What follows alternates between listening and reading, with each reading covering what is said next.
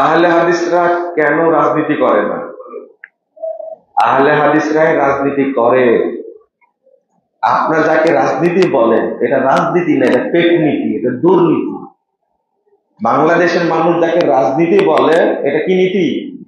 পেটনীতি, দুর্নীতি। গণতন্ত্র মানে খুনতন্ত্র, গণতন্ত্র মানে ধর্ষণতন্ত্র, মনে থাকবে।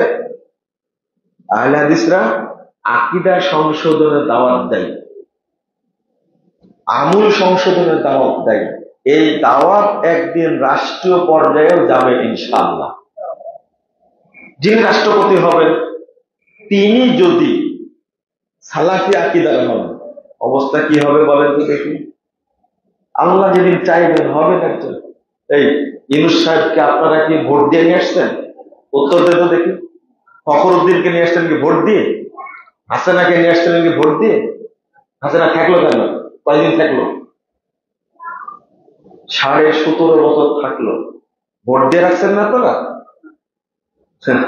বলছে 2024-এর নির্বাচন পৃথিবীর ইতিহাসে শ্রেষ্ঠ নির্বাচন হয়েছে। আপনারা যেমন হাসতেন, শয়তানের হাসতে হাসতে শয়তানের সব দাঁতগুলো ভেঙে গেছে এই কথা শুনলে। বাংলাদেশে কোন নেতা নির্বাচিত হয়েছে? কোন নেতা নির্বাচিত হয়েছে ভোটের মাধ্যমে? বলেন তো দেখি। এইভাবেই একদিন নেতা নির্বাচিত হবে ইনশাআল্লাহ, যদি তার আকীদা কি হয়, এইরকম সালাফি আকীদা হয়। সেদিন 12টা বাজায় দেবে ইনশাআল্লাহ। ওই দিন অপেক্ষায় থাকেন। মোহাম্মদ বিন আব্দুল ওয়াহাবকে কেউ কি নির্বাচন করেছিল? অপেক্ষায় থাকেন।